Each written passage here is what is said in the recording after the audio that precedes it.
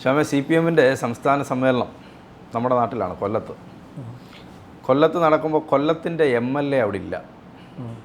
അദ്ദേഹം എവിടെ പോയി? അതാണ് ചോദ്യം. എല്ലാവരും ചോദിക്കുന്ന ചോദ്യം അതാണ്. അതായത് സമ്മേളനത്തിൻ്റെ ലോഗോ പ്രകാശനത്തിനാണ് അവസാനമായി സമ്മേളനത്തിൻ്റെ ഭാഗമായി പങ്കെടുത്തത്.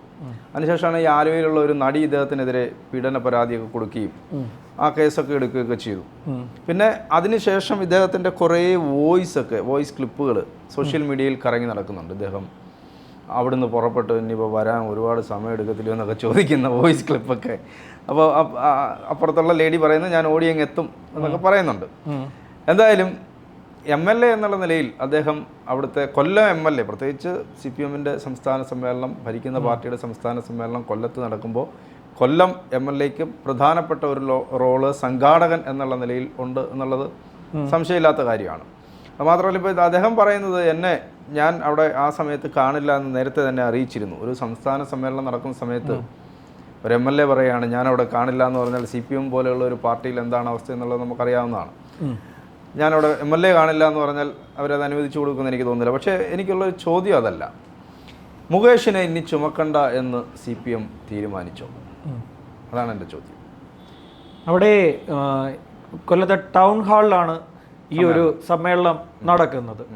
അത് അദ്ദേഹത്തിൻ്റെ സ്വന്തം മണ്ഡലം. അതെ അതെ. ഈ കൊല്ലവും ഇരവിപുരവും അങ്ങോട്ടും ഇങ്ങോട്ടും എന്താ പറയുക, കെട്ടിപ്പിണഞ്ഞ് നടക്കുന്ന ഒരു മണ്ഡലമാണ്. ചിലപ്പം ചില സ്ഥലങ്ങളൊക്കെ ചെന്ന് കഴിഞ്ഞാൽ ഒരു വീട് മുകേഷിൻ്റെ മണ്ഡലത്തിലും ഒരു വീട് ഇരവിപുരം മണ്ഡലത്തിലും ആയിരിക്കും.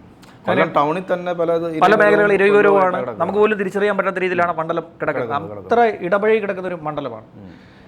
അരിവാൾ ചുറ്റിക നക്ഷത്രത്തിൽ മത്സരിച്ച് ജയിച്ച എല്ലാ ജനപ്രതിനിധികളും ഈ സമ്മേളന ഹാളിന് പുറത്തും അകത്തുമായി ഉണ്ട്.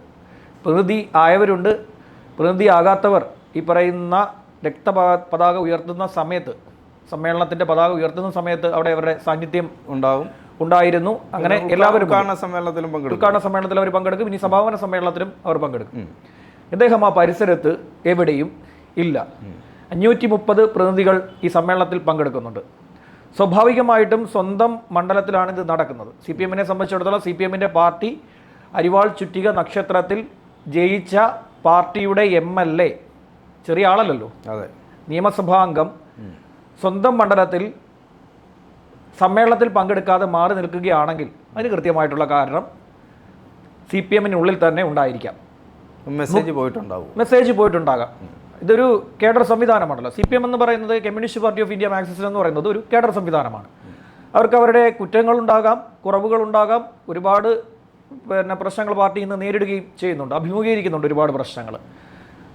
ഇപ്പോൾ നേരത്തെ തീരുമാനിച്ചിരുന്ന മാർക്സിസ്റ്റ് നയത്തെ സംബന്ധിച്ച് പോലും ആശങ്ക പല പാർട്ടി പ്രവർത്തകർക്കും ഉണ്ട്. കലഹരണപ്പെട്ടു പോയതല്ലേ ഇതൊക്കെയെന്ന് ചിന്തിക്കുന്ന പാർട്ടി പ്രവർത്തകർ പോലും അനേകം ഉണ്ട്. കാലത്തിനനുസരിച്ച് ഇത് മാറാൻ പറ്റുന്നില്ല എന്നൊരു പരാതി പാർട്ടിക്കുള്ളിൽ, ഉൾപാർട്ടിയിൽ ഇത് സംഭവിക്കുന്നുണ്ട്. ഒരാശങ്ക ഉണ്ട് പാർട്ടി പ്രവർത്തകർക്ക്. കാലത്തിനനുസരിച്ച് തങ്ങൾക്ക് മുന്നോട്ട് പോകാൻ സാധിക്കുന്നില്ല. സൈബർ ഇടത്തിൽ ഒരു പ്രാമുഖ്യം അവർക്ക് ലഭിക്കുന്നില്ല. അവർക്ക് എന്താണെന്ന് വെച്ച് കഴിഞ്ഞാൽ നമ്മൾ ശ്രദ്ധിച്ചാൽ മതി, CPM-മായി ബന്ധപ്പെട്ട് വരുന്ന സൈബർ പോരാളികൾ എന്ന് പറയുന്നവർക്ക് പോലും ഇന്ന് സൈബർ ഇടത്ത് പിടിച്ചു നിൽക്കാൻ പറ്റുന്നില്ല.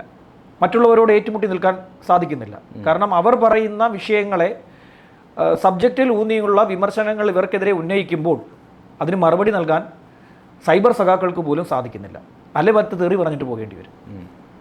മറ്റേ പണ്ട് നമ്മൾ ഒരാളെക്കുറിച്ച് ചർച്ച ചെയ്തല്ലോ, എന്തെങ്കിലും പറഞ്ഞു കഴിഞ്ഞാൽ തുണി അഴിച്ച് കാണിക്കുന്ന, ഞാൻ അവരെ കുറ്റം പറഞ്ഞതല്ല, ഞാൻ പറഞ്ഞത് അതിപ്പോൾ ഏത് സംവിധാനത്തിലാണെങ്കിലും.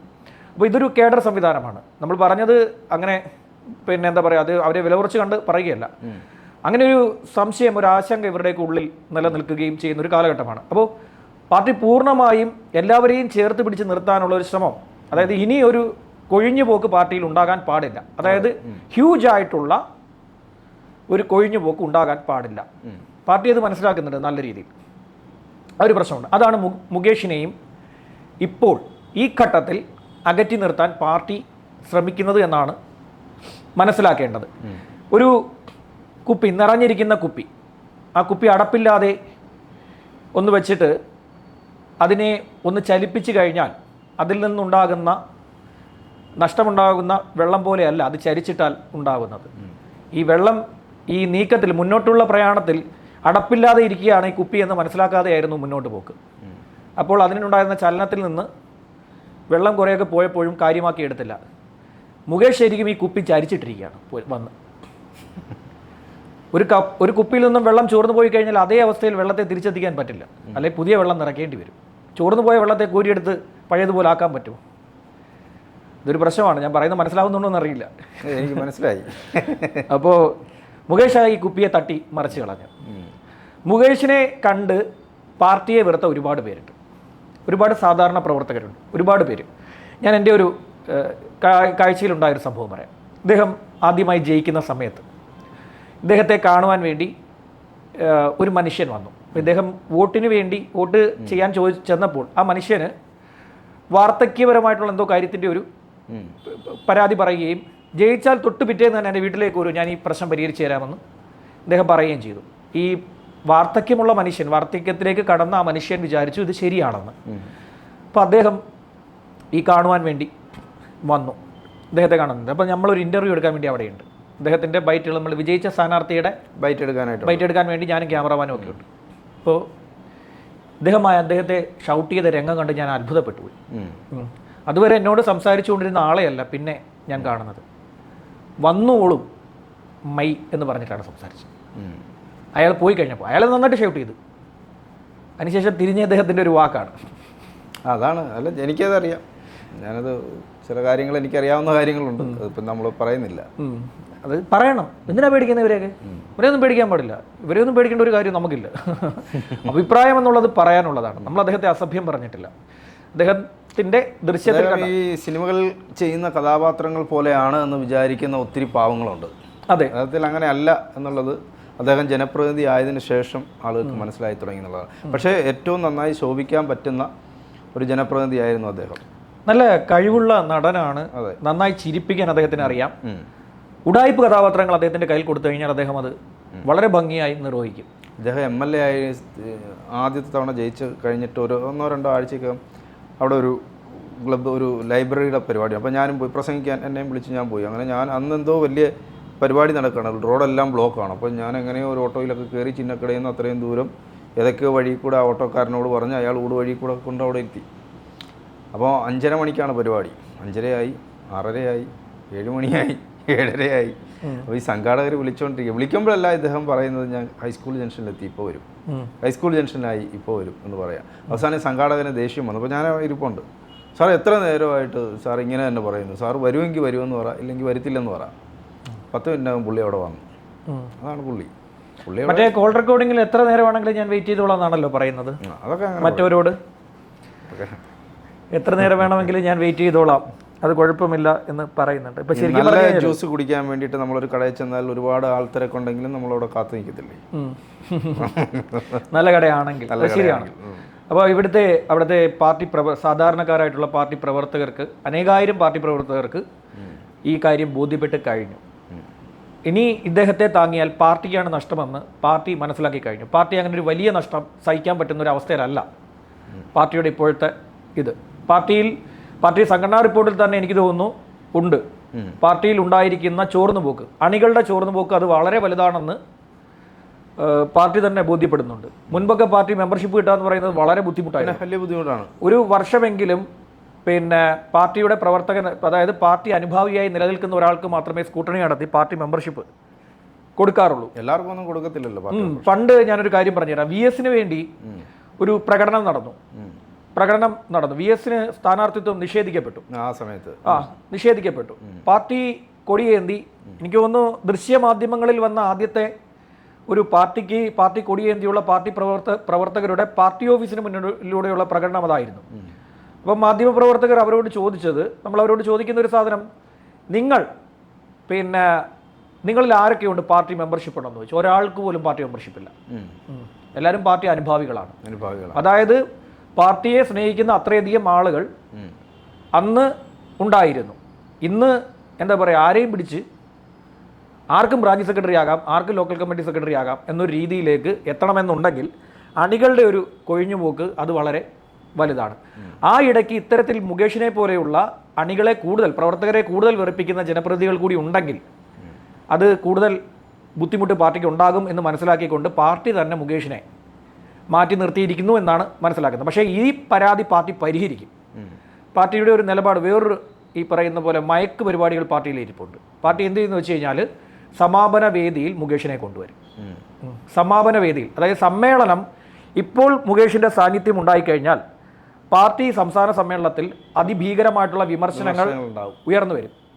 നേരത്തെ മുകേഷിനെ പറഞ്ഞു നിൽക്കാൻ സാധിക്കുമായിരുന്നു. മുകേഷിനെതിരെ ഈ ഒരു ആരോപണം വന്ന സമയത്ത് അദ്ദേഹം ഇതിന് മറുപടി നൽകിയത് കമ്മ്യൂണിസ്റ്റ് പാർട്ടി ഓഫ് ഇന്ത്യ മാർക്സിസ്റ്റിൻ്റെ രക്തപതാക കയ്യിൽ പിടിച്ചുകൊണ്ട് നിൽക്കുന്ന ഒരു ചിത്രം പോസ്റ്റ് ചെയ്തുകൊണ്ടാണ് ഇതിന് മറുപടി പറഞ്ഞത്. അതായത് തനിക്ക് നേരെ വരുന്ന ആക്രമണം ഈ ചെങ്കൊടിക്ക് നേരെ ഉള്ളത് കൂടിയാണ് എന്ന് അദ്ദേഹം പറഞ്ഞു വെച്ചു. ആ ചിത്രത്തിലൂടെ അദ്ദേഹം അതാണ് പറഞ്ഞു വെച്ചത്.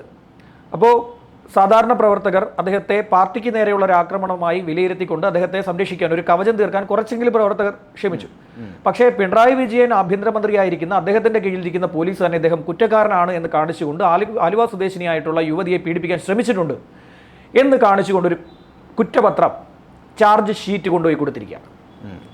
ഇനി അതിന് മറുപടി നൽകാൻ പാർട്ടിയെ കൊണ്ട് സാധിക്കില്ല. അങ്ങനെയാണെങ്കിൽ പിണറായി വിജയൻ്റെ പോലീസ് ശരിയല്ല എന്ന് പാർട്ടി പ്രവർത്തകർക്ക് പറയേണ്ടി വരും. മുഖ്യമന്ത്രിയുടെ പോലീസ് ശരിയല്ല എന്ന് പറയേണ്ട അവസ്ഥ പാർട്ടി പ്രവർത്തകർക്കുണ്ടാകും. മുഖ്യമന്ത്രിയാണ് അവിടെ ചോദ്യം ചെയ്യപ്പെടാൻ പോകുന്നത്. അതിൻ്റെ കൂടെ മറ്റൊരു കാര്യം കൊണ്ട് ഈ കൊല്ലം ലോക്സഭാ മണ്ഡലത്തിൽ അദ്ദേഹത്തെ സ്ഥാനാർത്ഥിയാക്കിയതിൽ വലിയ വിമർശനമുണ്ട്. ഒരു വർഷം മുമ്പ് വരെ പാർട്ടിക്ക് വിമുഖനല്ലായിരുന്നു പിന്നെ എം മുകേഷ്. പാർട്ടിക്ക് ഒരു നല്ല എന്താ പറയുക, പാർട്ടിക്ക് കുറെ കൂടി അഭികാമ്യമായി നിൽക്കുന്ന ഫ്ലെക്സിബിളായിട്ട് നിൽക്കുന്ന ഒരാളാണ്. എവിടെ പോയിക്കോട്ടെ, ഷൂട്ടിങ്ങിന് പോയിക്കോട്ടെ, എന്തൊക്കെ പറഞ്ഞാലും ഈ പറയുന്ന പോലെ അവിടെ ഉള്ള നേതാക്കന്മാർക്ക് ഈ ഒരു റോള് അവിടെ വേറെ നേതാക്കളാണ് ചെയ്യുന്നത്.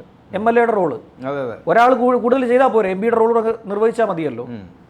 MP യുടെ റോൾ കൂടെ ചെയ്താൽ മതിയല്ലോ. ഇപ്പം ശരിക്കും പറഞ്ഞു കഴിഞ്ഞാൽ ഞാനൊരു വാക്ക് ഉപയോഗിക്കുകയാണെങ്കിൽ, അതായത് മുഖ്യ കാർമ്മികത്വം ഈ സമ്മേളനത്തിൻ്റെ വഹിക്കേണ്ടത് എം മുകേഷ് MLA ആയിരുന്നു. എം മുകേഷ് MLA-യും ജില്ലയിൽ നിന്നുള്ള മന്ത്രിയായിട്ടുള്ള KN ബാലഗോപാലുമാണ് ഇതിൻ്റെ മുഖ്യ കാർമ്മികത്വം വഹിക്കേണ്ടത്. അവിടെ KN ബാലഗോപാൽ മാത്രമാണ് ഉള്ളത്.